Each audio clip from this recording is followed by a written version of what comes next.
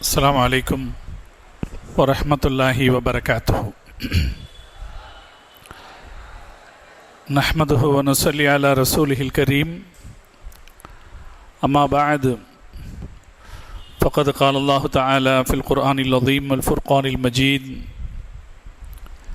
تلك الدار الآخرة نجعلها للذين لا يريدون علوا في الأرض ولا فسادا والعاقبة للمتقين.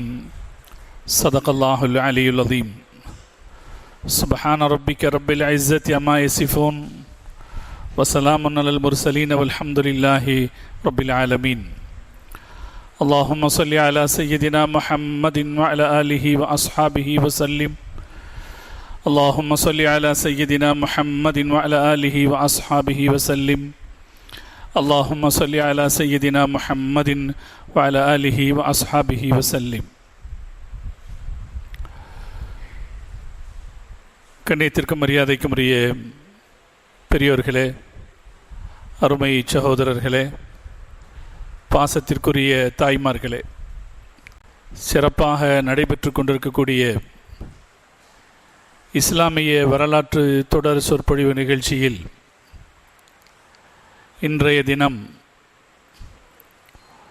உமையாக்களின் ஆட்சி என்ற தலைப்பின் கீழ் ஹிஜ்ரி 86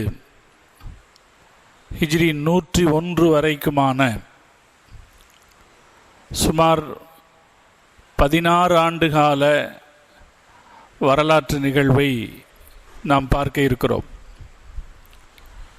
அல்லாஹு ஜல்ல ஜலாலுஹு இந்த சபையிலே நாம் ஒன்று கூடி நம்முடைய கவனத்தை திரட்டி செவியேற்கிற இந்த உரையை நம் வாழ்க்கைக்கு பயனுள்ளதாக அல்லாஹ் ஆக்கியோர் புரிவானாக. சகோதரர்களே, இந்த 16 ஆண்டுகால வரலாற்றில் 3 மாமன்னர்கள் பேரரசு புரிந்திருக்கிறார்கள். உமையா அரச வம்சத்தில் முஆவியா ரலியல்லாஹு தஆலா அன்ஹு அவர்கள் உருவாக்கிய பேரரசு அவர்களுடைய மகன் யசீதினுடைய காலத்தில் வலிமை அடைந்தது. ஆனால் அவர்களுடைய பேரன் 2ஆம் முஆவியாவின் காலத்தில் அது வலுவிழக்கத் தொடங்கியது.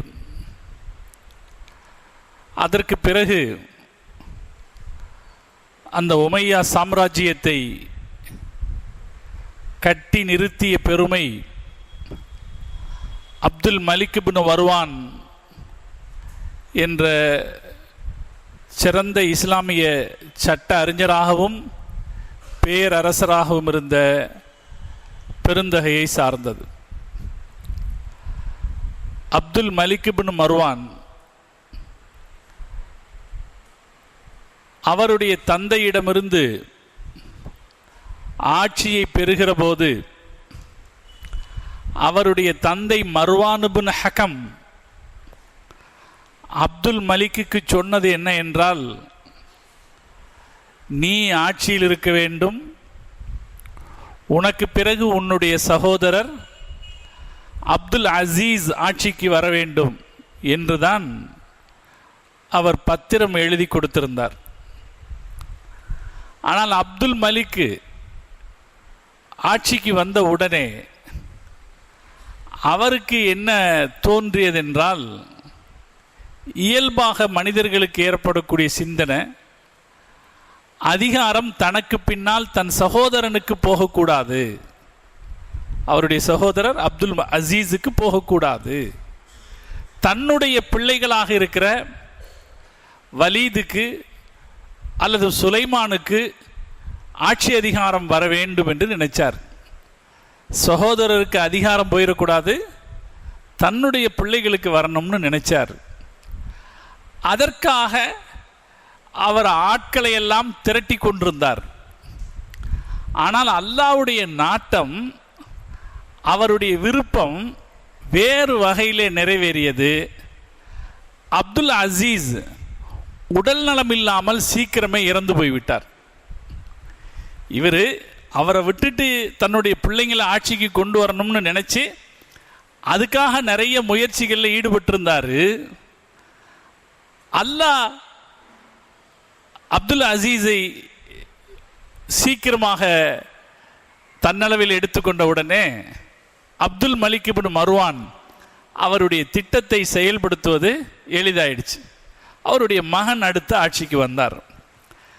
நாம் அப்துல் மலிக் இப்னு மர்வானுடைய ஆட்சி வரைக்கும் கடந்த உரையிலே பார்த்திருக்கிறோம். அப்துல் மலிக் இப்னு மர்வான் ஹிஜ்ரி 86 இறந்து போகிறார். நான் இந்த பழைய வரலாற்றை உங்களுக்கு நினைவுபடுத்தியதற்கு ஒரு காரணம் இருக்குது, இதை மனசில் வச்சுக்குங்க. அப்துல் மலிக் இப்னு மர்வான் அவருடைய சகோதரருக்கு வர வேண்டிய அதிகாரத்தை தடுத்து தன் பிள்ளைகளுக்கு அதிகாரம் வர வேண்டும் என்று நினைச்சாரு என்பதை நினைவில் வைத்துக் கொள்ளுங்கள். அது பின்னாலே ஒரு தத்துவத்தை விளங்குவதற்கு நமக்கு உதவும். அப்துல் மலிக் இப்னு மர்வான் இறந்த பிறகு அவருடைய மகன் வலீத் ஆட்சிக்கு வந்தார். இன்று நாம் பார்க்கிற 3 அரசர்கள், இன்ஷா அல்லாஹ் இன்றைய இந்த உரையில் நம்ம 3 அரசர்களை பார்க்க இருக்கிறோம். முதலாவதாக வலீத் இப்னு அப்துல் மலிக், இரண்டாவது சுலைமான் இப்னு அப்துல் மலிக், மூணாவது உமர் இப்னு அப்துல் அசீஸ். இந்த 3 அரசர்களுடைய வரலாற்றை இன்ஷா அல்லாஹ் இன்றைய இந்த உரையிலே பார்க்க இருக்கிறோம். இந்த 3 பேருமே மகத்தான பெரு மனிதர்கள்.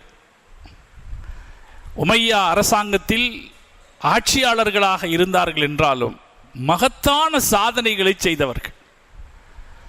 வாழ்க்கையில் நாம் எல்லாம் இந்த மனிதர்களிடமிருந்து பெற்றுக்கொள்ள வேண்டிய பாடம் என்னன்னா, அல்லாஹ் நமக்கு தர்ற வயசுக்கு உள்ளார ஏதாவது சில நல்ல காரியங்களை அழுத்தமாக செஞ்சிடணும். நம்மால் முடிஞ்ச வரைக்கும் செஞ்சிடணும்.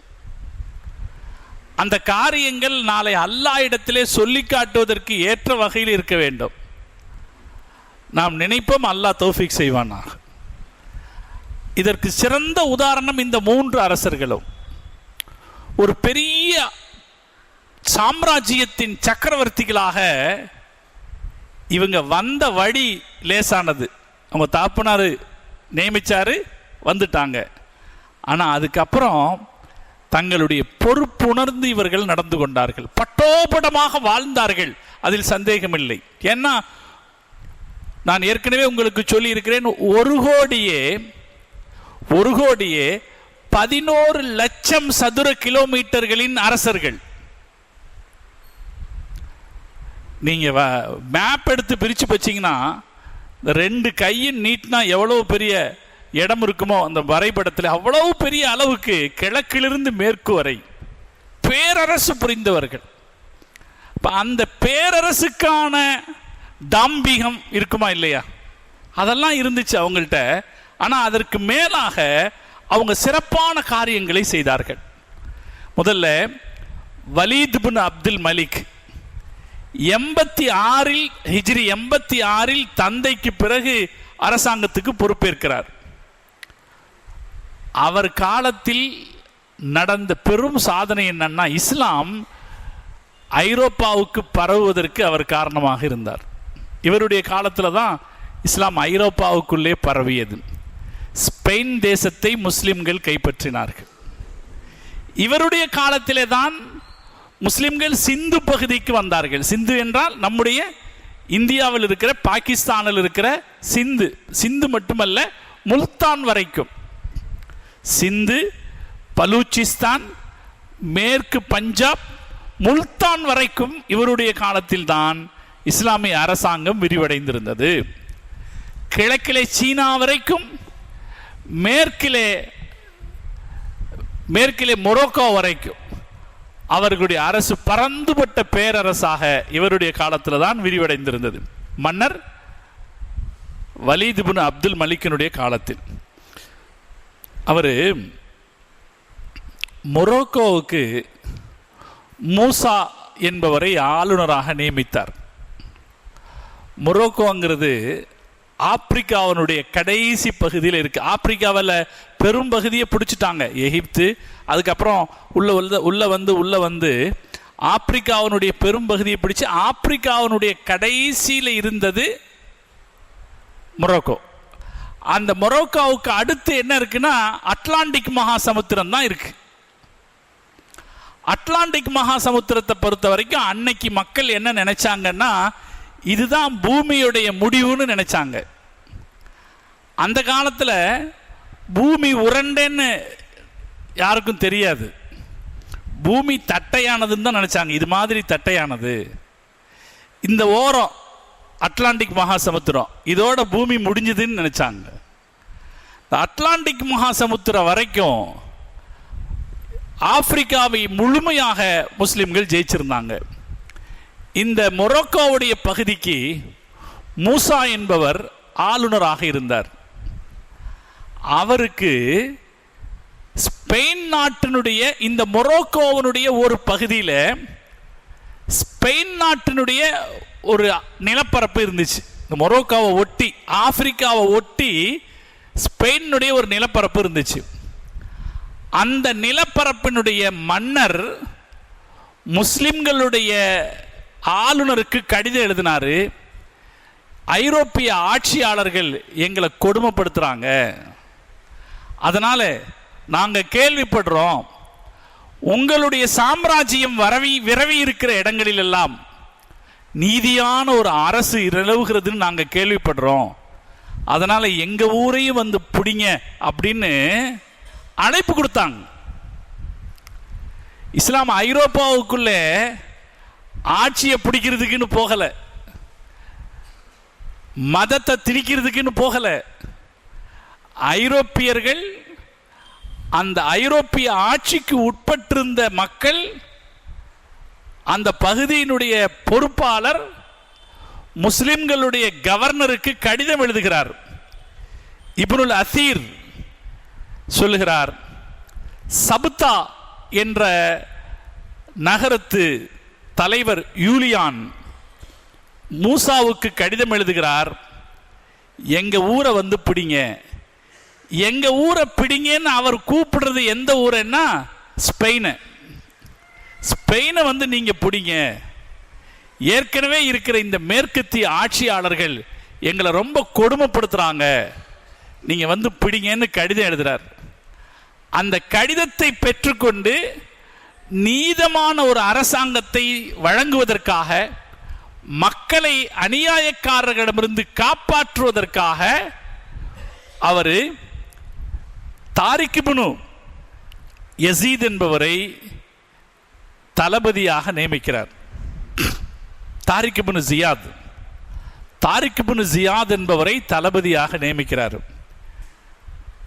இந்த வலீதினுடைய ஆட்சியில் இஸ்லாம் பரவுறதுக்கு பெரிய காரணமாக இருந்தவங்க 3 தளபதிகள். அதில் ஒருத்தர் தாரிக் இப்னு ஜியாத். அவர் என்ன பண்ணாரு, ஜிப்ரால்டு நதிக்கரையை தாண்டி ஸ்பெயின் தேசத்தை கைப்பற்றினார், ஐரோப்பாவை கைப்பற்றினார். எவ்வளவு தூரத்திற்கு போக முடியுமோ அவ்வளவு தூரத்திற்கு போய் ஒவ்வொரு நாடாக கைப்பற்றி ஒரு அளவுக்கு ஸ்பெயினை கைப்பற்றி வைத்தார். இவர் ஒருத்தர். இன்னொருத்தர் முஹம்மது பின் காசிம். இந்த யசீதினுடைய ஆட்சி காலத்தில் இருந்த படை தளபதிகளில் முக்கியமானவர்கள் முஹம்மது பின் காசிம். அவரை ஈராக்கினுடைய ஆளுநராக இருந்த ஹஜ்ஜாஜ் பின் யூசுப் சிந்து பகுதிக்கு அனுப்பி வைக்கிறார். சிந்துனா பாகிஸ்தான் பகுதிக்கு அனுப்பி வைக்கிறார். பாகிஸ்தான் பகுதிக்கு அனுப்பி வைக்க காரணம் நாடு பிடிக்கிறது அல்ல. இலங்கையிலிருந்து முஸ்லிம் மன்னர் அப்துல் மலிக் இப்னு மர்வானுக்கு கொஞ்சம் அன்பளிப்புகளை அந்த நாட்டு மன்னர் அனுப்பி வச்சார். இலங்கையிலிருந்து அனுப்பி வச்சாங்க. இங்கிருந்து போயிட்டு இருந்த கப்பலை, இஸ்லாமிய சாம்ராஜ்யத்தின் சக்கரவர்த்திக்கு போய்கிட்டு இருக்கிற கப்பலை இங்கே சிந்து பகுதியை ஆட்சி செய்து கொண்டிருந்த ராஜா தாகிர் சென் அப்படிங்கிற ஒரு பிராமண மன்னன் அந்த கப்பலை கொள்ளையடிச்சான். மன்னருக்கு போய் கொண்டிருந்த அன்பளிப்புகளை கொள்ளையடிச்சா, மன்னருடைய சொத்தை கொள்ளையடிச்சா சும்மா இருப்பாங்களா? அதனாலே மன்னரின் சார்பாக ஹஜ்ஜாஜ் இப்னு யூசுப், ஈராக்கினுடைய ஆளுநராக இருந்தவர், அவருடைய குடும்பத்தை சார்ந்த முஹம்மது இப்னு காசிம், அவருக்கு 17 வயசு தான், வெறும் 17 வயசு, அவரை பொறுப்பாக்கி சிந்து பகுதியை போய் ஜெயிச்சுட்டு வாங்க அப்படின்னு அனுப்பி வச்சார். முஹம்மது இப்னு காசிம் ரொம்ப பெரிய அளவில் அல்ல, குறைந்தபட்ச அளவில் மக்களை வைத்துக்கொண்டு சிந்து பகுதிக்கு வந்தார். சிந்து பகுதியில் மன்னரோடு போரிட்டார். மன்னர் தோற்று போய் ஊரை விட்டு ஓடினார். ஓடிய பிறகு வேறொரு இடத்துல சண்டை நடந்துச்சு. இதெல்லாம் இன்றைய பாகிஸ்தான் பகுதியில் சண்டை நடந்துச்சு. அந்த சண்டையில் ராஜா தாகிர் சென்னை முஹம்மது இப்னு காசிமுடைய படை வீரர்கள் கொன்றார்கள். கொன்ற போது அவருடைய கட்டுப்பாட்டின் கீழ் இருந்த நிலப்பரப்பு எல்லாமே முஹம்மது இப்னு காசிமுடைய கட்டுப்பாட்டுக்குள்ளே வந்துருச்சு. எதெல்லாம் வந்துச்சு? சிந்து நதி பகுதி வந்துச்சு, பலூச்சிஸ்தான் வந்துச்சு, பஞ்சாப், மேற்கு பஞ்சாப், நம்மகிட்ட ஒரு பஞ்சாப் இருக்கிற மாதிரி பாகிஸ்தானில் ஒரு பஞ்சாப் இருக்கு, அந்த பஞ்சாப் வந்தது. இந்த பகுதி மொத்தமும் முஸ்லிம்களுடைய கட்டுப்பாட்டின் கீழ் வந்தது. அதோட மேலும் அவர் படையெடுத்து போய் முல்தான் வரைக்கும் கைப்பற்ற, முல்தான்ங்கிறது ஆப்கானிஸ்தான் வரைக்கும் போய் ஆப்கானிஸ்தானுடைய எல்லையில் இருக்கிற முல்தான் வரைக்கும் கைப்பற்றினார். கைப்பற்றிய பகுதிகளில் சிறப்பான ஒரு நிர்வாகத்தை கொடுத்தார். ஏற்கனவே இருந்த ஆட்சியாளர்கள் மக்களிடத்திலிருந்து கொள்ளையடிப்பவர்களாக இருந்தார்கள். முஹம்மது இப்னு காசிம் சிறந்த ஒரு நிர்வாகத்தை கொடுத்தார். 2 வருஷத்துல சிறப்பான ஒரு நிர்வாகத்தை கொடுத்துட்டாரு. மேலே ஆட்சியில் இருந்தவங்க முஹம்மது இப்னு காசிமை திரும்பி வாங்கன்னு கூப்பிட்டாங்க, திரும்பி வந்துருங்க அப்படின்னு கூப்பிட்டாங்க. அப்படி திரும்பி அவர் ஊரை விட்டு திரும்பி போகிற போது இந்திய நாட்டு மக்கள் அவருக்காக அழுதார்கள்னு வரலாறு சொல்லுது. எல்லா வரலாற்று ஆசிரியர்களும் எழுதி வைத்திருக்கிறார்கள். முஹம்மது இப்னு காசிம் அவர் எந்த பகுதிகளை வெற்றி அடைந்தாரோ அந்த பகுதிகளை விட்டுவிட்டு அவர் புறப்பட்டு மீண்டும் டமாஸ்கஸுக்கு திரும்பும் போது மக்கள் அவருக்காக அழுதார்கள். அவருடைய உருவப்படத்தை வரைந்து வைத்துக் கொண்டார்கள்னு வரலாறு சொல்கிறது. அப்படின்னா இந்த வேறு எப்படிப்பட்ட ஆட்சியாளராக இருந்திருக்கணும், இவ்வளவு சிறந்த ஆட்சியாளராக இருக்கணும். அப்படி இருந்தால் தானே இப்படி ஒரு மரியாதை கிடைக்கும். அப்படி ஒரு சிறந்த ஆட்சியாளராக இருந்தார், மக்களின் பேரன்பை பெற்றிருந்தார். அப்ப வலீதினுடைய ஆட்சி காலத்தில் தாரிக் இப்னு ஜியாத் ஸ்பெயினை கைப்பற்றி ஐரோப்பாவுக்குள்ளே இஸ்லாத்தை கொண்டு சென்றார். இன்னொரு படைத்தளபதி முஹம்மது இப்னு காசிம் சிந்துவை கைப்பற்றி இந்தியாவுக்குள்ளே இஸ்லாத்தை கொண்டு வந்தார். இன்னொரு படைத்தளபதி குத்தைபா ரலியல்லாஹு குத்தைபா ஆசியாவின் மத்திய பகுதி என்று சொல்லப்படக்கூடிய தஜிகிஸ்தான், உஸ்பெகிஸ்தான் என்று சொல்றோமா இல்லையா, இந்த பகுதியில் இருக்கிற புகாரா, மரு, இன்னைக்கெல்லாம் புகாரா இமாம் புகாரியினுடைய ஊர் புகாரா, மரு என்கிற மத்திய ஆசியாவில் இருக்கிற பகுதிகளை ஜெயிச்சு சீனாவின் எல்லை வரைக்கும் இஸ்லாத்தை கொண்டு போனார். சீனாவினுடைய எல்லை வரைக்கும் இஸ்லாமை கொண்டு போனார் குத்தைபா. சீன மன்னர் சீனாவுக்குள்ளேயும் போயிருப்பாங்க. ஆனால் சீனாவை ஆட்சி செய்த மன்னர் முஸ்லிம்களுக்கு கப்பம் கட்டுவதாக ஒத்துக்கொண்ட காரணத்தாலே, முஸ்லிம்களுக்கு கட்டுப்பட்டு போவதாக ஒத்துக்கொண்ட காரணத்தாலே சீனாவுக்குள்ள நுழையில. இப்போ வலீதினுடைய ஆட்சி காலத்தில், உமையா மன்னர் வலீதினுடைய ஆட்சி காலத்தில் இஸ்லாம் எது வரைக்கும் போயிடுச்சு? சீனா வரைக்கும், ஐரோப்பாவில் ஸ்பெயின் வரைக்கும், அதற்கடுத்து இந்தியாவில் முல்தான் வரைக்கும் இஸ்லாம் பரவி இருந்தது. இதுக்கெல்லாம் காரணமாக இருந்தவர் வலீது. சிறந்த மன்னராக இருந்தார். அவர் சென்ற இடங்களிலெல்லாம் மக்களுக்கு நல்லாட்சி அவர் வழங்கினார். அதனாலே மக்கள் அவரை ஏற்றுக்கொண்டார்கள். இவருடைய காலத்தில் வேற சிறப்பான பல பணிகளும் நடந்தது. அதில் முக்கியமானது டமாஸ்கஸில் பனு உமையா பள்ளிவாசல்னு ஒரு பள்ளிவாசல் கட்டியிருக்கிறார். இன்னைக்கும் உலகத்தில் இருக்கிற அதிசயங்களில் ஒன்று. உலகத்தில் பார்க்கப்பட வேண்டிய பள்ளிவாசல்கள்னு இருக்கிற பள்ளிவாசல்களில் டமாஸ்கஸில் இருக்கிற ஜாமியா அல் உமவி, உமையாக்களின் பள்ளிவாசல்னு ஒரு பள்ளி இருக்குது. அதை இவர் கட்டினார். அவருக்கு கட்டடக்கலையில் தனியான ஆர்வம் இருந்துச்சு. அதனால அந்த உமையாக்களின் ஜாமியா பள்ளிவாசலை அவர் கட்டினார். உலகத்தின் அதிசயங்களில் ஒன்று அது. For more videos, please subscribe Islamic Live Media. ரெண்டாவது, மஸ்ஜிது நபவியை அலங்கரித்தார்.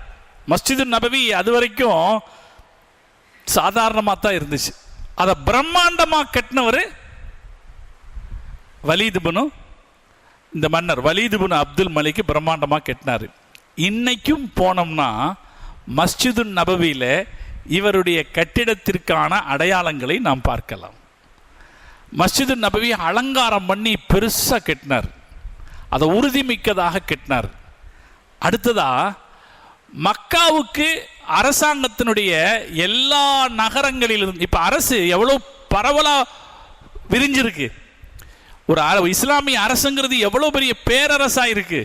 அந்த பேரரசு முழுக்க இருந்து மக்காவுக்கு போகிறதுக்கான ரோடை செம்மைப்படுத்தி கொடுத்தாராம். யார் மக்காவுக்கு போகிறதா இருந்தாலும் இலகுவாக போக முடியுங்கிற அளவுக்கு அவர் ரோடுகளை சரி செய்தார்.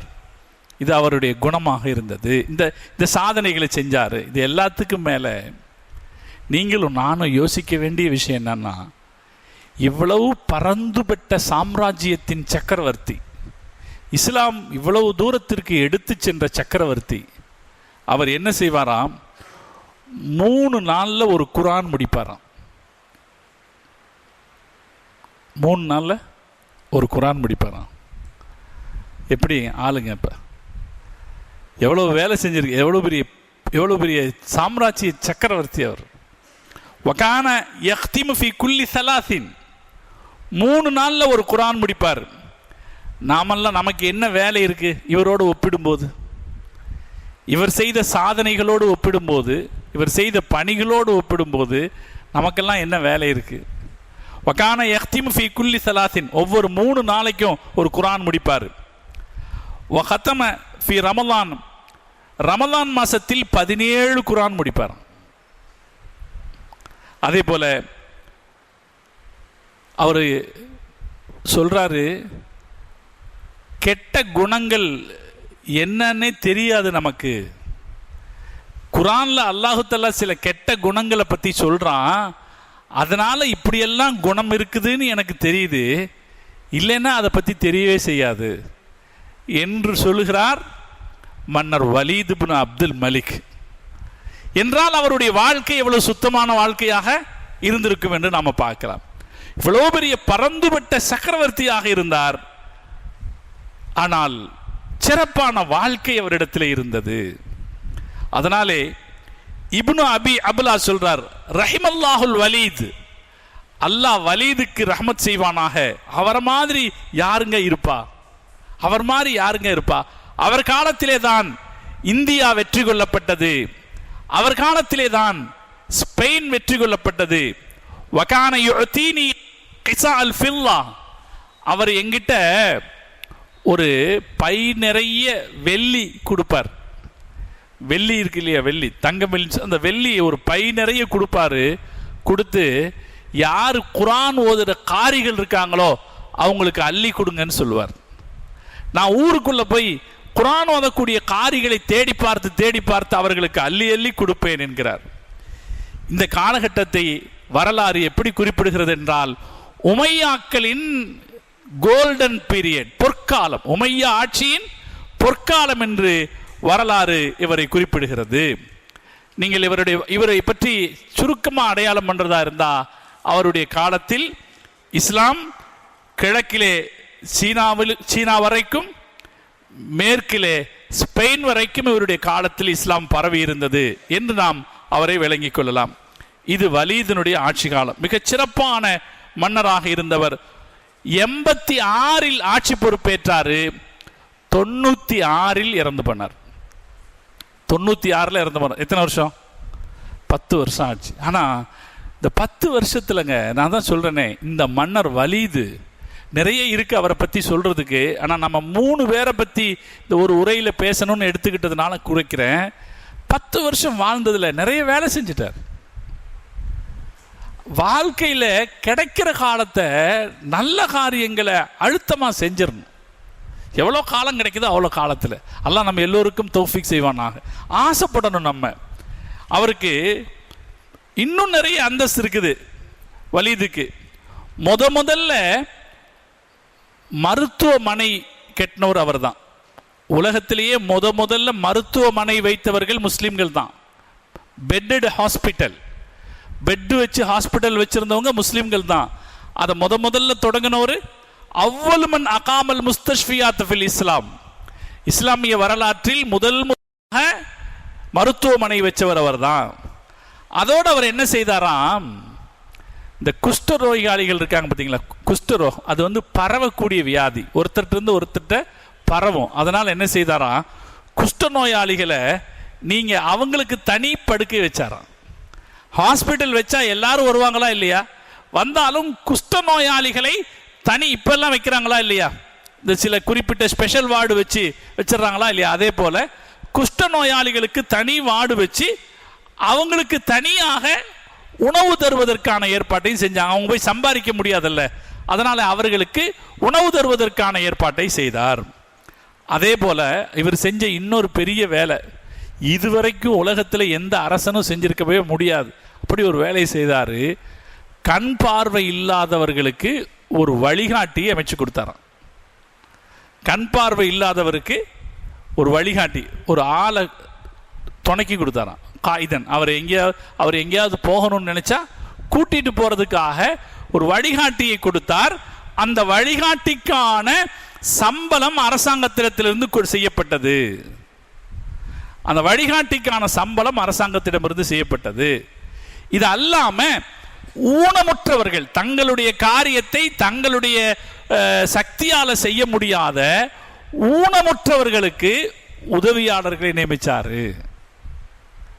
நியமிச்சு அவங்களுக்கான கட்டணத்தையும் அரசாங்க பணத்திலிருந்து எடுத்து செலவழித்தார் மன்னர் வலீது. இஸ்லாமிய சாம்ராஜ்யத்தில் யார் ஊனமுற்றவர்களோ அவர்களுக்கு இப்படி உதவி செய்தார்.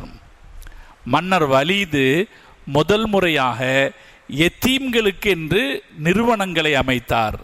எத்தீம்களுக்குன்னு நிறுவனங்களை அமைச்சு அவங்களுக்கு நல்வழி கற்பிப்பதற்கான ஆசிரியர்களை நியமித்து அதற்கான செலவையும் அரசாங்கத்தின் பொறுப்பிலே இருந்து நிலவளித்தார். மன்னர் வலீது செய்த இன்னொரு வேலை, வீடில்லாதவர்களுக்கு வீடு கட்டி கொடுத்தார். யார் அரசாங்கத்தில் வீடு இல்லாமல் ஏழைகளாக இருந்தாங்களோ அவங்களுக்கு பெரிய பெரிய வீடுகளை கட்டி இங்கு தங்கி கொள்ளலாம்னு சொன்னார். இதெல்லாம் மன்னர் வலீது எப்ப செய்ததுங்க? 1400 வருஷத்திற்கு முன்னால் செய்தது. இது எல்லாமே ஹிஜ்ரி முதல் நூற்றாண்டுக்குள் நடக்குது. இவர் எப்ப மௌத்தானார்னு சொன்னவங்களுக்கு நான் 96 மௌத்தாகிறார். ஹிஜ்ரி முதல் 100 வருஷத்திற்குள்ளே இஸ்லாம் சாம்ராஜ்யமாக பறந்து கிடக்குது. அந்த சாம்ராஜ்யத்துக்குள்ள இவ்வளவு சேவைகளை செய்தார் மன்னர் வலீத். அதனாலே உமையா அரசர்களில் பாராட்டத்தக்க பேரரசராக வலீத் இருந்தார். அவர் 96 மௌத்தானாரு. மௌத்தான போது அவருடைய தந்தையின் விருப்பப்படி அவருக்கு பின்னால் அவருடைய சகோதரர் சுலைமான் ஆட்சிக்கு வந்தார். இவருக்கு பின்னாடி அவருடைய சகோதரர் சுலைமான் வந்தார். சுலைமான் வரும்போது இஸ்லாம் பெரிய அளவில் பரவி இருந்துச்சு. சுலைமான் எதில் அவரும் ரொம்ப தாராள மனசுடையவர், மிகச்சிறந்தவர். வரலாறு சுலைமான பெரிய அளவில் புகழ்கிறது. அவரை மக்கள் மிஃப்தாஹுல் ஹைர், நன்மையின் திறவுகோல் என்று அவரை பாராட்டுகிறார்கள். அவருக்கு பட்டம் கொடுத்திருந்தாங்களாம். சுலைமானுக்கு நன்மையின் திறவுகோல்னு பட்டம் கொடுத்திருந்தாங்களாம். சுலைமான் ஆட்சி பொறுப்புக்கு வந்தது 86. அவர் காலத்தில் அவர் செய்த மக்களிடத்தில் ரொம்ப மென்மையாக நடந்து கொண்டார், ரொம்ப நல்ல விதத்தில் நடந்து கொண்டார். மக்களுக்கு தேவையான உபகாரங்களை அவர் செய்தார். அதே போல மிக நீதியான அரசராக இருந்தார். மற்ற அரசர்கள் எல்லாம் அவங்களுக்கு கட்டுப்படாதவங்க விஷயத்தில் கடுமையாக இருந்தாங்க. நம்ம பார்த்தோமா இல்லையா? யார் கட்டுப்படலையோ ஒப்புக்கொள்ளலையோ அவங்க விஷயத்தில் கடுமையாக இருந்தாங்க. இவர் அப்படி இருக்கல. சுலைமான் இப்னு அப்துல் மலிக்கு கிடைக்கிற பெரிய மரியாதை, அவர் உமையா ஆட்சியாளர்களில் மிக நீதியானவராக இருந்தார். அவரை பற்றி கிடைக்கிற இன்னொரு செய்தி என்னன்னா, பெரிய சாப்பாட்டு பிரியரான், நல்ல மனுஷன், உபகாரி, ஆனால் பெரிய சாப்பாட்டு பிரியரான். அவர் எவ்வளோ சாப்பிடுவார்னு கூட குறிப்பு எழுதி வச்சிருக்கிறாங்க. ரஹபி சொல்றாரு, ஆலாமுன் நுபலா அப்படின்னு ஒரு ரொம்ப பிரபலமான ஒரு நூல் இருக்கு. அந்த நூலில் இமாம் ரஹபி ரஹ்மத்துல்லாஹி அலைஹி சொல்றாங்க, அன்னஹு அக்கல அர்பஈன துஜாஜத்தன் ஃபி ஜல்சா, ஒரு நேரத்தில் 40 கோழி சாப்பிடுவாராம் சுலைமான் இப்னு அப்துல் மலிக். ஒரு நேரத்தில் 40 கோழி சாப்பிடுவாராம். அரசர் சாப்பாட்டு பிரியராக இருந்தா மக்களும் எப்படி இருப்பாங்க? அதனால மக்கள் ஒருத்தர் சந்திச்சா முதல்ல என்ன கேட்பாங்களாம், இன்னைக்கு நீ எவ்வளோ சாப்பிட்டேன்னு கேட்பாங்க. சுலைமான் இப்னு அப்துல் மலிக்கினுடைய காலத்தில் மக்கள் ஒருத்தர் சந்திச்சாங்கன்னா இன்னைக்கு நீ எவ்வளோ சாப்பிட்டேன்னு கேட்பாங்களாம். நான் இன்னைக்கு 10 கோழி சாப்பிட்டேன். அப்படியா? நான் 15 சாப்பிட்டேன். இதை பேசிக்கொள்வார்கள். ஆனால் அவர் சாப்பாட்டு பிரியராக இருந்தாலும் கூட மக்களிடத்தில் நல்ல புகழ் பெற்றிருக்கிறார். வரலாறு அவரை புகழ்கிறது. பல காரணங்களுக்காக புகழுது. ஒன்று, அவருடைய ஆட்சியில அவர் நீதமாக நடந்துகிட்டாரு, மக்கள்கிட்ட மென்மையா நடந்துகிட்டாரு, ஒரு காரணம். ரெண்டாவது, 2 வருஷம்தான் அவர் ஆட்சியில் இருந்தார். 96 ஆட்சிக்கு வந்தாரு.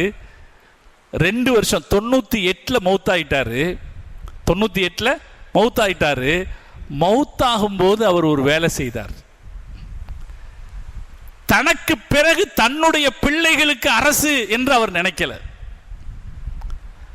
13 ஆண் மக்கள் அவர்களுக்கு இருந்தார்கள். 13 ஆம்பளை பிள்ளைங்க அவருக்கு இருந்தாங்க.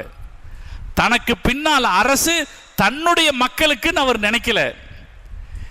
ஏற்கனவே அப்துல் அசீஸ் ஒருத்தரை பத்தி நான் சொன்னா இல்லையா, அவங்களுடைய அப்துல் மலிக் இப்னு மர்வான் அவருடைய சகோதரர் அப்துல் அசீஸுக்கு போக வேண்டிய ஆட்சி போக கூடாதுன்னு நினைச்சு அவருடைய மகன் வலீதுக்கு தான் ஆட்சி வரணும்னு நினைச்சாரு.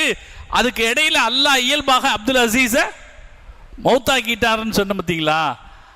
அந்த அப்துல் அசீஸினுடைய மகன் உமர், அப்துல் அசீஸினுடைய மகன் Umar, Umar ibn Abdul Azeez மௌத்தாகும் போது தனக்கு பின்னால் ஆட்சி உமர் இப்னு அப்துல் அசீஸுக்கு செல்ல வேண்டும்னு எழுதி வச்சார். காரணம், அவர் வாழ்ந்த காலத்தில் உமர் இப்னு அப்துல் அசீஸை போல சிறந்த மனிதர்கள் வேறு யாரும் இருக்கவில்லை. வரலாறு சுலைமானை பல காரணங்களுக்காக பாராட்டுது. அதுல முக்கிய காரணம், பின்னாலே ஒரு சிறப்பான ஆளை அவர் தேர்வு செய்தது. இதுவும் ரொம்ப முக்கியம். நாம ஒரு குடும்ப தலைவராக இருந்தாலோ, ஒரு ஜமாத்துக்கு பொறுப்புல இருந்தாலோ, ஒரு நிறுவனத்தின் பொறுப்புல இருந்தாலோ, நமக்கு பின்னால யார் அப்படிங்கிறதுல நாம கவனமா இருக்கணும். சிறப்பான ஆளுகளை ஏற்பாடு செய்தா அதுவும் நம்முடைய பெருமைக்கு காரணமாக அமையும். சுலைமானை வரலாறு புகழ்றதுக்கான காரணங்கள்ல ஒண்ணு, சுலைமான் மௌத்தாகிற போது அவருக்கு சொந்தமாக 13 ஆண்கள் இருந்தாலும் கூட அவங்களை எல்லாம் விட்டுட்டு உமர் இப்னு அப்துல் அசீஸை தேர்வு செய்து இவர்தான் அடுத்த ஆட்சியாளர்னு சாசனம் எழுதி வைத்தார். அதனாலும் அவர் வரலாற்றில் பாராட்டப்படுகிறார். 2 வருஷம் தான் வாழ்ந்தார். அதுக்குள்ள மக்களிடத்தில் நிறைய மரியாதையை பெற்றிருந்தார். 98 அவரும் மௌத்தானார். 2 வருஷம். அதுக்கு அடுத்த ஆட்சிக்கு பொறுப்புக்கு வந்தாரு உமர் இப்னு அப்துல் அசீஸ் ரஹ்மத்துல்லாஹி அலைஹி. அப்ப நம்ம 2 பேரை பத்தி பார்த்துட்டோம். ஒன்னு வலீத் இப்னு அப்துல் மலிக், ரெண்டாவது சுலைமான் இப்னு அப்துல் மலிக். இந்த 2 பேரை பத்தி பார்த்துட்டோம். மூணாவது உமையா சாம்ராஜ்யத்தின் சக்கரவர்த்தியாக பொறுப்பேற்கிறார் உமர் இப்னு அப்துல் அசீஸ் ரஹ்மத்துல்லாஹி அலைஹி. மாஷா அல்லாஹ். வரலாறு சந்தித்திராத பெருமனிதர்களில் ஒருவர். உமர் இப்னு அப்துல் அசீஸ் ரஹ்மத்துல்லாஹி அலைஹி. முஸ்லிம்கள் அவரை என்ன சொல்லுவாங்கன்னா 5வது ஹலீஃபா என்று சொல்வார்கள். 4 ஹலீஃபாக்கள் ஏற்கனவே இருக்காங்கல்ல, 4 ஹலீஃபாக்கள் இருக்காங்கல்ல, இவரை ஹாமிசுல் ஹுலஃபாக்களில் 5ஆமவர் என்று சொல்வார்கள். அப்படி ஒரு சிறப்பான ஹலீஃபாக்களின் ஆட்சியை கொடுத்தார். எத்தனை வருஷம்னா 2.5 வருஷம். நான் அதுதான் சொல்ல வர்றேன். வலீது 10 வருஷம் வாழ்ந்தார், நிறைய சாதனைகளை செய்தால் புகழ்மிக்க வாழ்க்கை வாழ்ந்தார். அதுக்கப்புறம் 2 வருஷம் வாழ்ந்தார் சுலைமான், அவரும் புகழ்மிக்க வாழ்க்கை வாழ்ந்தார். சில காரணங்களாலே வரலாற்றில் தன்னுடைய தடத்தை பதிய வைத்து விட்டுத்தான் அவர் இறந்து போனார். அவருக்கு பின்னாடி உமர் இப்னு அப்துல் அசீஸ் ரஹ்மத்துல்லாஹி அலைஹி காலம் பூரா மக்கள் பாராட்டக்கூடிய ஒரு பேரரசராக இருந்தார். அவர் ஆட்சி செய்தது 2.5 வருஷம்தான். 98 ஆட்சிக்கு வந்தாரு, 101 மௌத்தா போயிட்டார். இந்த 2.5 வருஷ காலத்தில் ஒரு மனிதர் வரலாற்றில் இடம் பிடிக்க முடியும் என்றால் அவர் எப்படிப்பட்டவராக இருந்திருக்கணும்? மிகச்சிறப்பான மனிதர். அப்துல் அசீஸினுடைய மகன் உமர் இப்னு அப்துல் அசீஸ் ரஹ்மத்துல்லாஹி அலைஹி, அவங்க தகப்பனாருடைய காலத்திலேயே அவர் மதீனாவுக்கு வந்துட்டார். மதீனாவுடைய ஆசிரியர்களிடத்திலெல்லாம் அவர் பாடம் பயின்றார். உமர் இப்னு அப்துல் அசீஸ் ரஹ்மத்துல்லாஹி அலைஹி இஸ்லாம் கண்ட மன்னர்களில் மகத்தான பெருமன்னர். அவருடைய இளவயதில் அவர் மதீனாவிலே வாழ்ந்தார். அரச குடும்பத்தை சார்ந்தவர் தானே. அவருடைய தந்தை ஆட்சியாளராக வர வேண்டியவர், அவருக்கு வர வேண்டிய அதிகாரம் போகக்கூடாது என்று அப்துல் மலிக் நினைச்சாரு. இவர் அதை பற்றியெல்லாம் கவலைப்படலை. மதீனாவில் இருக்கிற அறிஞர்களிடத்திலே கல்வி பயின்றார். மதீனாவின் அறிஞர்கள் சொல்லுகிறார்கள், நாங்கள் அவருக்கு கற்றுக் கொடுக்கறதுக்காக போவோம், அவர்கிட்ட நாங்கள் கற்றுக்கிட்டு வருவோம். அவ்வளவு சிறந்த அறிஞராக இருந்தார். அதற்கு பிறகு மதீனாவினுடைய ஆளுநராக அவர் நியமிக்கப்பட்டார். அதற்கு பிறகு ஒட்டுமொத்த ஹிஜாஸினுடைய ஆளுநராக நியமிக்கப்பட்டார். ஆட்சியில் இருந்தார் அப்துல் மலிக் இப்னு மர்வான், அவருடைய பெரியத்தா ஆட்சியில் இருந்தார். அப்துல் மலிக் இப்னு மர்வான் ஆட்சியில் இருந்தார். அப்துல் மலிக் இப்னு மர்வானுக்கு இவருடைய குணம் பிடிச்சி போன உடனே, ரொம்ப இவர் மாதிரி ஆள் கிடைப்பாங்களா அப்படின்னு அவருடைய குணம் பிடிச்சி போனோடனே டமாஸ்கஸ் தலைநகரத்துக்கு வர வச்சு தன்னுடைய மகளை திருமணம் செய்து கொடுத்தார். அந்த அம்மா பேர் ஃபாத்திமா. வரலாற்றில் இப்படி ஒரு பெண்மணி இருந்திருக்க முடியாது. கல்யாணமாகி முதோனா கணவன் மனைவி சந்திக்கிறாங்க. அப்துல் அசீஸ் உமர் இப்னு அப்துல் அசீஸ் ரஹ்மத்துல்லாஹி அலைஹி மனைவி கிட்ட சொல்கிறாங்க, நீ எவ்வளவு ஆபரணங்கள் அணிந்திருக்கிறாயோ, எவ்வளவு அணிஞ்சிருப்பாங்க, எவ்வளவு அணிஞ்சிருப்பாங்க, ஒரு 100 பவுனு 150 பவுனு கணக்கே சொல்ல முடியாது. காரணம், பிரம்மாண்டமான சாம்ராஜ்யத்தின் சக்கரவர்த்தியுடைய மகள்.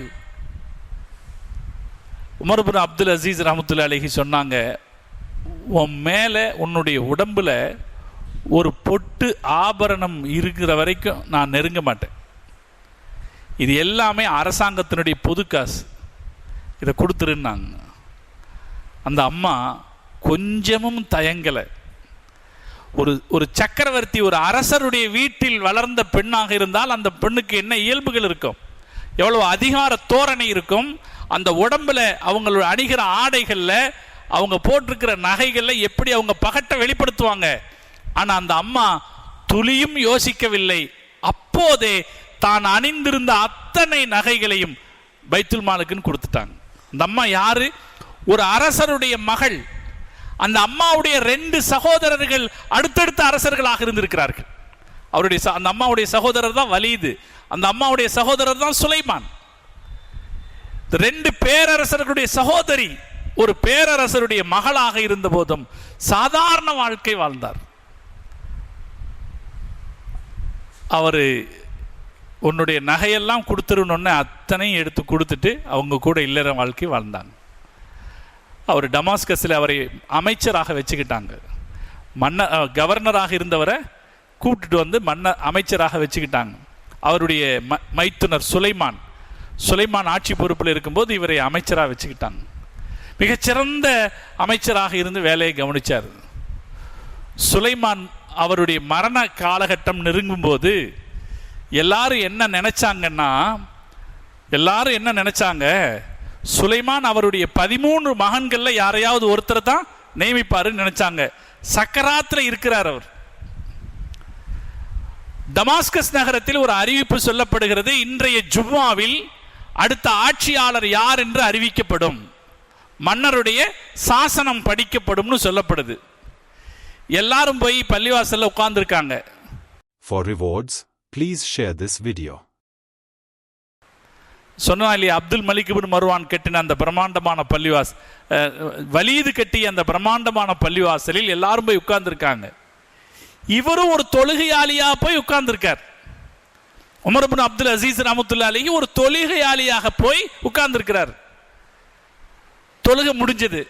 தொழுகை முடிஞ்ச உடனே அரசாங்கத்தினுடைய அறிவிப்பாளர் வந்து அரசருடைய உத்தரவை படிக்கிறார். இது மன்னர் சுலைமான் இப்னு அப்துல் மலிக்கினுடைய கட்டளை. அவருக்கு பின்னால், எனக்கு பின்னால் ஆட்சியாளராக உமர் இப்னு அப்துல் அசீஸை நான் நியமிக்கிறேன்னு படிக்கிறார். அந்த சபையே திகைச்சு போகுது. இவருக்கு 13 பிள்ளைங்க இருக்கிறாங்க. ஏற்கனவே அரசாங்கத்திலிருந்து ஒதுக்கி வைக்கப்பட்டவர் தான் அப்துல் அசீஸ். வேண்டான்னு சொல்லி அவருடைய மகனுக்கு பொறுப்பு வருதுன்னா சபையே அதிர்ந்து போகிறது, ஆனந்தத்தால் அதிர்ந்து போகிறது. இதை கேட்டுட்டு உமர் இப்னு அப்துல் அசீஸினுடைய வாயிலிருந்து வந்த வார்த்தை என்ன தெரியுமா? இன்னா லில்லாஹி வ இன்னா இலைஹி ராஜிஊன். அவரை ஆட்சியாளராக பேரரசாங்கத்தின் சக்கரவர்த்தியாக அறிவிக்கிறாங்க. அவர் சொல்றாரு, இன்னா லில்லாஹி வ இன்னா இலைஹி ராஜிஊன். நானா? இதுக்கு இடையில ஒன்று நடந்துச்சுங்க. அதிகாரத்தை பற்றி ரொம்ப பயந்தாரு உமர் இப்னு அப்துல் அசீஸ் ரஹ்மத்துல்லாஹி அலைஹி. நாளைக்கு அல்லாஹ்ட்ட பதில் சொல்லணுமேன்னு பயந்தார். அவருடைய மைத்துனர் சுலைமானோட ஒரு தடவை ஹஜ்ஜுக்கு வந்திருந்தார். அவருடைய மைத்துனர் சுலைமானோட ஹஜ்ஜுக்கு வந்திருந்தாரு. இதுக்கு முன்னால ஹஜ்ஜில் அரஃபா மைதானத்தில் மக்கள் பெரிய அளவில் திரண்டிருக்காங்க. அந்த கூட்டத்தை பார்த்துட்டு சுலைமான் உமர் இப்னு அப்துல் அசீஸ் சொல்றாங்க, எவ்வளவு பேர் வந்திருக்கிறாங்க பாருங்க, என்னுடைய ஆட்சியில் எவ்வளவு பேர் ஹஜ்ஜு செய்கிறாங்க பாருங்க அப்படின்னு சொல்றார். அப்போது உமர் இப்னு அப்துல் அசீஸ் ரஹ்மத்துல்லாஹி அலைஹி சொன்னாங்க, சந்தோஷம்தான், இவ்வளவு பேர் ஹஜ்ஜு செய்கிறது சந்தோஷம்தான். ஆனால் ஒன்று யோசிச்சு பாருங்க, நாளை மஹ்ஷரில் இவ்வளவு பேர் உங்களுக்கு எதிராக சாட்சி சொன்னால் என்னவாகும்? இவ்வளவு பேர் ஹஜ்ஜுக்கு வந்திருக்காங்கிறது சந்தோஷம்தான்.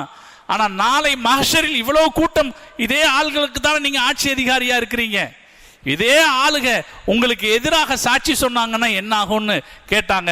சுலைமான் அழுக ஆரம்பிச்சிட்டார். இது அவர் சுலைமான் அழ வச்சாரு. சுலைமான் இவர் ஆட்சியாளர் ஆக்குறாரு. இவர் ஆட்சியாளர் ஆனோன்னு சொல்றாரு, இன்னா லில்லாஹி வ இன்னா இலைஹி ராஜிஊன். அதுக்கு அடுத்து சொல்றாரு, தாப்பத்தி கிஃபாயத்தி ஒ ஃபுஸ்தாத்தி அவ்ஸஉலி. என்னுடைய வாகனம் எனக்கு போதுமே, நான் இருக்கிற கூடாரம் எனக்கு போதுமே அப்படின்னாரு. காரணம் என்னன்னா, இவரை அரசரா அறிவிச்ச உடனே இவரை கூட்டிட்டு போறதுக்காக வேண்டி அரசர்கள் பயன்படுத்தக்கூடிய சாரட் வண்டி இன்னைக்கெல்லாம் உயர்ந்த கார்கள் பயன்படுத்துறாங்க. அன்னைக்கு நல்ல தரமான குதிரைகளால் இழுத்துட்டு போற சாரட் வண்டி, விலை உயர்ந்த சாரட் வண்டி வாசல்ல நிக்குது. அவரை கூட்டிட்டு போறதுக்காக உமர் இப்னு அப்துல் அசீஸ் ரஹ்மத்துல்லாஹி அலைஹி சொல்றாங்க, எனக்கு அது வேண்டாம். தாப்பத்தி கிஃபாயத்தி, நான் எந்த வாகனம் வச்சிருக்கிறேனோ என்னுடைய ஒட்டகை எனக்கு போதும், அரச மாளிகை எனக்கு வேண்டாம்.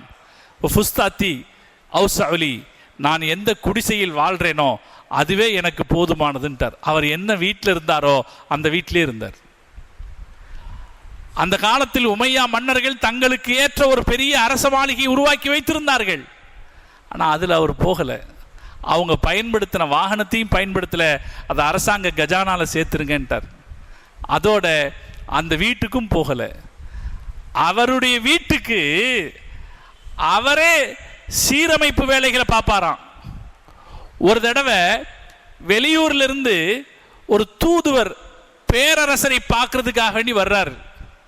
எங்கெங்க ஆட்சியாளருடைய வீடு இருக்கு, இதோ இந்த வீடு தாங்கிறாங்க. அந்த வீட்டுக்குள்ளே வந்தால் வீட்டு செவுத்தில் ஓட்டை விழுந்திருக்கு. அந்த ஓட்டையை ஒரு ஆள் சரி பண்ணிக்கிட்டு இருக்கிறாரு. ஒரு பெண் அவருக்கு அதுக்கு தேவையான உதவிகளை செஞ்சுக்கிட்டு இருக்காங்க. இவர் உள்ளே வந்தவர் இவங்களை வேலைக்காரங்க நினச்சிட்டு, யாருங்க அரசர், அமீருல் முஃமினீன் எங்கே அப்படின்னு கேட்குறார். அந்த வேலை செஞ்சுட்டு இருந்தவர் சொன்னார், நான் தான் அமீருல் முஃமினீன். அவர் தான் அமீருல் முஃமினீன். அவர் வேலைக்கு உதவி செய்து கொண்டிருந்தவர் தான் அமீருல் முஃமினீனுடைய மனைவி ஃபாத்திமா. மிகச்சிறப்பான வாழ்க்கை. அரச ஆடம்பரத்தின் ஒரு துளியை கூட ருசிக்காதவர். அதனால் தான் அவரை 2ஆம் உமர் என்று அவரை குறிப்பிடுவார். உமர் ரலியல்லாஹு தஆலா அவர்கள் எப்படி ஒரு பேரரசராக இருந்த போதும் கூட அரசாங்கத்திலிருந்து ஒரு துளி லாபத்தை அனுபவிக்கலையோ, அதுபோல ஒரு துளி லாபத்தை அனுபவிக்காதவராக உமர் இப்னு அப்துல் அசீஸ் ரஹ்மத்துல்லாஹி அலைஹிம் அவர்களுடைய குடும்பமும் இருந்துச்சு. இவர் மொதோனா ஆட்சி பொறுப்புக்கு ஏற்றார். ஆட்சி பொறுப்பை ஏற்ற உடனே மக்கள்கிட்ட வந்தார். அவர் ஏற்கனவே அறிவிக்கப்பட்டுட்டாரு, இவர் தான் அடுத்த ஆட்சியாளர்னு அறிவிக்கப்பட்டார். மன்னர் இறந்து போன உடனே இவர் ஆட்சியாளராக தானாக மாறிவிடுகிறார். ஆட்சி பொறுப்பு வந்த உடனே பள்ளிவாசல்ல மக்களை கூட்டுறார். எல்லா மக்களையும் வர கூட்டுறார். மக்கள் வர்றாங்க. வரும்போது அவங்கள்ட்ட மன்னர் பேசுறார். அவர் சொன்னார், அல்லாஹ்வை புகழ்ந்துட்டு அவர் சொன்னார், ஐயுஹன்னாஸ் கதுபு துலீத்து பிஹாதல் அம்ரு, மக்களே எனக்கு சோதனையாக இந்த பதவி தரப்பட்டிருக்கிறது. என்னிடத்தில் ஆலோசனை செய்து இந்த பதவி எனக்கு தரப்படவில்லை. எங்கிட்ட கேட்டு யாரும் எங்கிட்ட தரல, நான் கேட்கவும் இல்லை. எங்கிட்ட ஆலோசனை கலந்து இந்த பதவி எனக்கு தரவும் இல்லை. என் மேல நிர்பந்தம் பண்ணிட்டாங்க. நான் பொறுப்புல இருக்கேன். இப்ப நான் இந்த பொறுப்புல இருந்து விலகிக்கிறேன். நீங்க யாரையாவது ஒருத்தரை தேர்ந்தெடுத்துக்கங்க. எவ்வளவு பெரிய பேரரசுனா, உமர் இப்னு அப்துல் அசீஸ் ரஹ்மத்துல்லாஹி அலைஹினுடைய ஆட்சி காலத்தில் 1,32,00,000, ஏற்கனவே 11 லட்சம்னு சொன்னேன், இப்ப 1,32,00,000 கிலோமீட்டர்கள் அவர் கட்டுப்பாட்டில் இருக்கு. அவ்வளோ பெரிய பேரரசு. அவர் சொல்றாரு, எனக்கு வேண்டாம், எங்கிட்ட கேட்காம இந்த ஆட்சி எங்கிட்ட கொடுத்துட்டாங்க, நீங்க யாரை விரும்புறீங்களோ அவங்களை நியமிச்சுக்குங்க. மக்கள் எல்லோரும் சத்தம் போட்டாங்களாம், நீங்க தான் இருக்கணும், நீங்க தான் இருக்கணும் அப்படின்னு சத்தம் போட்டாங்களாம். அவங்களுடைய மனைவி சொல்றாங்க, ஆட்சிக்கு வந்துட்டாரு, அவர் ரூமுக்குள்ள நான் போறேன். முசல்லால உட்கார்ந்து தொழுதுகிட்டு இருந்தவர் தொழுதுட்டு அழுகிறாரு. அப்படி அழுகிறார். ஏற்கனவே சுலைமானை அழ வைத்தவர். அப்படி அழுகிறார். அவர் என்ன சொல்லி அழுகிற, அவங்க மனைவி கேட்குறாங்க, ஏன் இப்படி அழுகிறீங்க? அப்ப உமர் இப்னு அப்துல் அசீஸ் ரஹ்மத்துல்லாஹி அலைஹி சொல்றாங்க, நான் யோசிச்சு பார்க்குறேன், இவ்வளோ பெரிய அரசாங்கத்துக்கு நான் பொறுப்பேற்றுட்டேனே, இந்த நாட்டில் எவ்வளவு ஏழைகள் இருப்பார்கள், எவ்வளவு பசித்தவர்கள் இருப்பார்கள், எவ்வளவு நோயாளிகள் இருப்பார்கள், எவ்வளவு கஷ்டப்படக்கூடியவர்கள் இருப்பார்கள், அக்கிரமத்திற்கு ஆளாகக்கூடியவர்கள் எவ்வளவு பேர் இருப்பார்கள். ஃபாத்திமா, இதையெல்லாம் நினைக்கிற போது எனக்கு கணக்கிறது. என் இறைவன் ஃபஅலிம்து அன்ன ரப்பி சயஸ்அலுனி, நான் யோசிச்சு பார்க்கிறேன், ரப்பு எனக்கு நாளைக்கு இவர்களை பற்றி எல்லாம் கேட்பானே. இந்த நாட்டில் எவ்வளவு ஏழைகள் இருப்பார்கள், அவங்க பட்ட கஷ்டத்தை பத்தி ரப்பு என்கிட்ட கேட்பானே அப்படின்னு சொல்லிட்டு இன்னொரு வார்த்தை சொன்னாங்க, வஅன்ன ஹஸ்மி துனஹம் முஹம்மதுன் ஸல்லல்லாஹு அலைஹி வஸல்லம், இந்த ஏழைகளுக்காக வாதாடுவதற்கு முஹம்மது ஸல்லல்லாஹு அலைஹி வஸல்லம் அவர்கள் நிற்பார்களே, அல்லாஹ் கேட்பானே, முஹம்மது ஸல்லல்லாஹு அலைஹி வஸல்லம் நிற்பாங்களே, இவங்களுக்கெல்லாம் உரிய நீதியை செலுத்தினாயா என்று கேட்பாங்களே, இதை நினைச்சு என்னால் அழுகாம இருக்க முடியல. ஃபஹஷீது, நான் இதை நிறைவேற்றாவிட்டால் இதெல்லாம் எனக்கு எதிரான ஆதாரங்களாகி விடுமே என்று நான் பயப்படுகிறேன் அழுதாராம். அவர் சுலைமானை அழ வைத்தது மட்டுமல்ல, அவரும் தன்னுடைய அதிகாரத்தை பற்றி அதில் யாரும் பாதிக்கப்பட்டு விடக்கூடாதுன்னு பயந்து அழுதார். எல்லா அரசாங்கத்தினுடைய சுகங்களையும் விட்டு ஒதுங்கினார். சாமானிய ஒரு வாழ்க்கை வாழ்ந்தார். பொது சொத்துக்கள் எல்லாத்தையும் அரசாங்கத்துக்கு கஜானாவுக்கு திருப்பினார். உமையாக்களுடைய குடும்பத்தினர்கள், இந்த அரச குடும்பத்தினர்கள் எல்லாம் அரசாங்கத்திலிருந்து நிறைய மானியம் வாங்கி சாப்பிட்டுக்கிட்டே இருந்தாங்க. வேலை செய்ய மாட்டாங்க, சாப்பிட்டுக்கிட்டே இருந்தாங்க. எல்லாத்தையும் கட் பண்ணார். யாருக்கு ஒரு நிலம் யாருக்கு உரியது இல்லையோ, ஒரு நிலத்துக்கு இது சொந்தக்காரருக்குண்டான பத்திரம் யார்கிட்ட இருந்துச்சோ அவங்களுக்கு அந்த நிலம், அப்படி இல்லாத பொது நிலம் எல்லாவற்றையும் எந்த தனிநபரும் ஆதிக்கம் செய்ய முடியாதபடி அரசாங்கத்துக்குள்ள சேர்த்தார். உமையா அரச குடும்பத்திலே அவர்கள் அனுபவித்துக் கொண்டிருந்த அந்த வசதி வாய்ப்புகளை எல்லாம் கட் பண்ணார். நீ அதிகாரியா இருக்கியா, வேலை செய்யற அளவுக்கு உனக்கு சம்பளம், அதுக்கு மேல உனக்கு எந்த சலுகையும் கிடையாது, எல்லாத்தையும் திருப்பி அனுப்புட்டார். அதே போல மானியங்கள் யாரு அரசாங்கத்தினுடைய ராஜ குடும்பத்தினர்கள்னு கொடுக்கப்பட்ட மானியங்களை எல்லாம் ஒதுக்கிட்டார். அவரே எப்படி வாழ்ந்தார்னா, அவருடைய மேஜை மேல 2 லைட் வச்சிருப்பாராம், 2 விளக்கு. அரசாங்கத்தினுடைய விளக்கு ஒன்று, அவருடைய சொந்த விளக்கு ஒன்று. அரசாங்க காரியம் பார்க்கும்போது அரசாங்க விளக்கு எரிப்பார், சொந்த காரியம் பார்க்கும்போது அதை அணைச்சிட்டு அவருடைய சொந்த விளக்கு எரிப்பார். இவ்வளோ பெரிய சக்கரவர்த்தி இப்படி வாழ்ந்திருக்கிறாருன்னா அது என்ன வாழ்க்கைங்க? ஏன் இன்னைக்கும் வரலாறு அவரை பாராட்டுதுன்னு புரியுறமா இல்லையா? 5ஆம் ஹலீஃபா என்றும் 2ஆம் உமர்னும் ஏன் அவரை உலகம் பாராட்டுதுன்னா இப்படி வாழ்ந்தார்.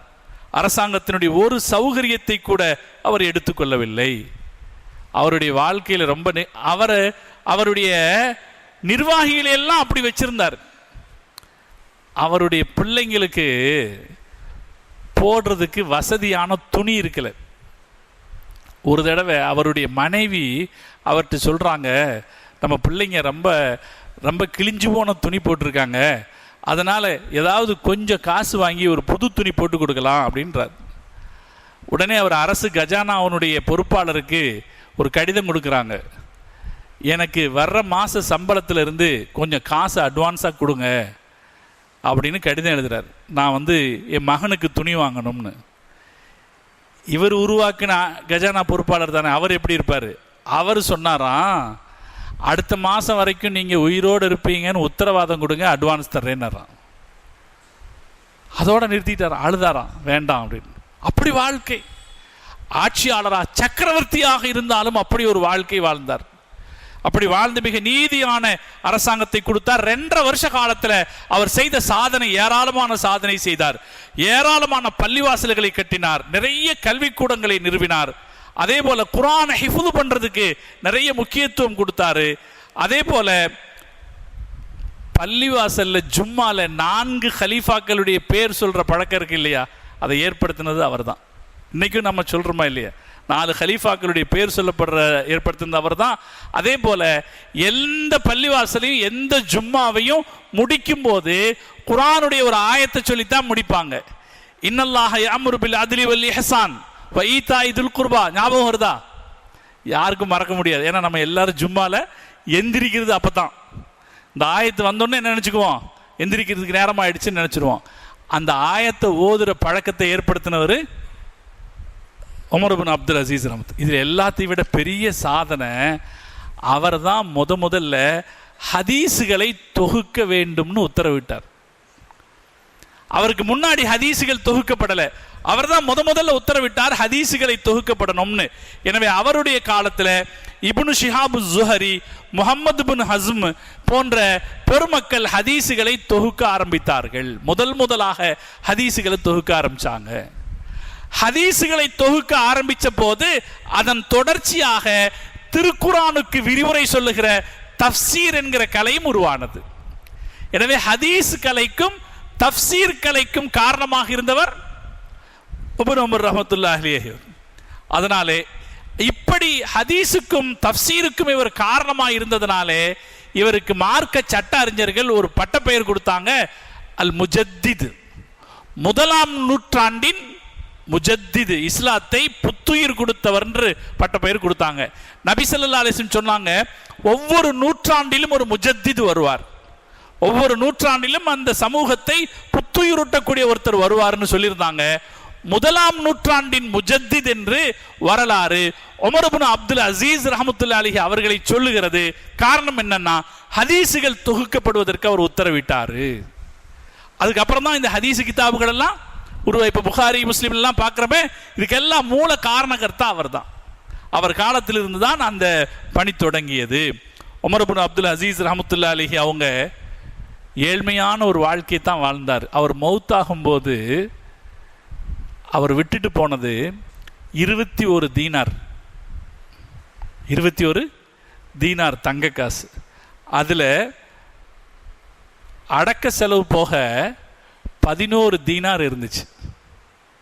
அடக்க செலவு 10 தீனார் போச்சு. அவருடைய தஃபன் செலவு 10 தீனார் போச்சு. எல்லாருக்கும் அது ஒரு நல்ல சிந்தனை. நம்ம சம்பாதிச்ச காசில் நம்மளுடைய நல்லடக்கம் நடக்கணும். ஒரு மகன்கள் கூட என்ன நினைக்கணும்னா, தகப்பனார்ட்ட காசு இருந்தால் அவர் காசில் வச்சு தான் அவருடைய கஃபன் தஃபன் வேலையை செய்யணும். அதுதான் சிறப்பானது. உமர் இப்னு அப்துல் அசீஸ் ரஹ்மத்துல்லாஹி அலைஹி 21 தீனார் விட்டுட்டு போனார். அதில் 10 தீனார் அவருடைய கஃபன் தஃபனுக்காக செலவு பண்ணப்பட்டது. 11 தீனார் மிச்சம் இருந்தது. அவருக்கு 11 குழந்தைகள் இருந்தார்கள். ஆளுக்கு 1 தீனார் கிடைத்தது. எந்த சக்கரவர்த்தியினுடைய நிலைமையாவது இப்படி இருந்திருக்குமா? உமர் இப்னு அப்துல் அசீஸ் ரஹ்மத்துல்லாஹி அலைஹி தன்னுடைய பிள்ளைகளுக்கு 1 தீனாரை விட்டு போனார். அதே இவருக்கு அடுத்த ஆட்சியாளராக வந்தவர், இவருக்கு பின்னால் ஆட்சியாளராக வந்தவர் ஹிஷாம் இப்னு அப்துல் மலிக். அவருக்கும் 11 மகன்கள் இருந்தார்கள். இவருக்கு பின்னாலே ஆட்சிக்கு வந்தவருக்கும் 11 மகன்கள் இருந்தார்கள். அவர் எவ்வளவு விட்டுட்டு போனார்னா, ஆளுக்கு 10 லட்சம் தீனார்களை விட்டுட்டு போனாராம். இவருக்கு அடுத்து வந்தவர் அவருடைய பிள்ளைங்களுக்கு ஒருத்தருக்கு 10 லட்சம் விட்டுட்டு போனாராம். வரலாறு என்ன சொல்லி காட்டுகிறது என்றால், பிற்காலத்தில் ஒரு யுத்தத்திற்காக, இந்த காலகட்டம் எல்லாம் முடிஞ்சு பல காலகட்டம் கழிந்த பிறகு ஒரு யுத்தத்திற்காக நிதி திரட்டிய போது உமர் இப்னு அப்துல் அசீஸினுடைய பிள்ளைகள் அந்த யுத்தத்தில் ஆளுக்கு 100 குதிரைகளை கொடுத்தார்கள். ஒரு தீனார் வச்சிருந்தாங்களே, அவங்க ஆளுக்கு 100 குதிரைகளை ஜிஹாதுக்காக தானமாக வழங்கினார்கள். அந்த நேரத்தில் ஹிஷாமின் மக்கள் பிச்சை எடுத்துக் கொண்டிருந்தார்கள். அல்லாஹ் எப்படி வாழ்க்கை அமைக்கிறான் பாருங்க. அவர் 1 தீனார் தான் விட்டுட்டு போனாரு, இவர் 10 லட்சம் கொடுத்துட்டு போனாரு. பிற்காலத்தில் 1 தீனார் வழங்கியவர்கள் வள்ளல்கள் ஆனார்கள், லட்சங்களை வைத்திருந்தவர்கள் யாசகர்கள் ஆனார்கள் என்று வரலாறு காட்டுகிறது. இது இந்த வரலாற்றில் இருந்து நாம் அறிந்து கொள்ளக்கூடிய பாடம். உமையாக்களுடைய வரலாறு நாம் 86 இருந்து 101 வரைக்கும், ஹிஜ்ரி 101 உமர் இப்னு அப்துல் அசீஸ் ரஹ்மத்துல்லாஹி அலைஹி அவர்கள் வஃபாத் ஆனார்கள். வஃபாத் ஆகிற போது அவர் தன்னுடைய சொந்த மகனை ஆட்சிக்கு நியமிக்கல, தன்னுடைய சொந்த மகன் ஆட்சிக்கு நியமிக்காம அவருடைய சகோதரருடைய மகன் ஹிஷாம் இப்னு அப்துல் மலிக்கை ஆட்சியாளராக நியமித்து விட்டு அவர்கள் வஃபாத் ஆனார்கள். இந்த காலகட்டத்தில், இந்த 16 வருஷ காலகட்டத்தில் 3 அரசர்கள் வாழ்ந்தார்கள். Walid, Sulaiman, Umar ibn Abdul Azeez ரஹ்மத்துல்லாஹி அலைஹி. இந்த 3 பேருமே அவங்க காலகட்டத்தில் அவங்களுக்கு கிடைச்ச வாழ்க்கையை மிகச் சிறப்பான முறையில் பங்காற்றி இருந்தார்கள் என்பது வரலாற்றில் நாம் பார்க்கிற ஒரு உண்மை. இது நமக்கு தரக்கூடிய பாடம் என்ன என்றால், அல்லாஹ் நமக்கு எவ்வளவு ஆயுசை கொடுத்திருக்கானோ அந்த ஆயுசுல நம்மால முடிஞ்ச நல்ல காரியங்களை நம்ம செஞ்சிடணும். அல்லாஹ்ட்ட நாளைக்கு எடுத்து சொல்லக்கூடிய நல்ல காரியங்களை நாம் செய்துவிட வேண்டும். அல்லாஹ் தௌஃபீக் செய்தல் புரிவானாக என்று துஆ செய்து நிறைகிறேன். வாஹிர் தஅவானா அல்ஹம்துலில்லாஹி ரப்பில் ஆலமீன்.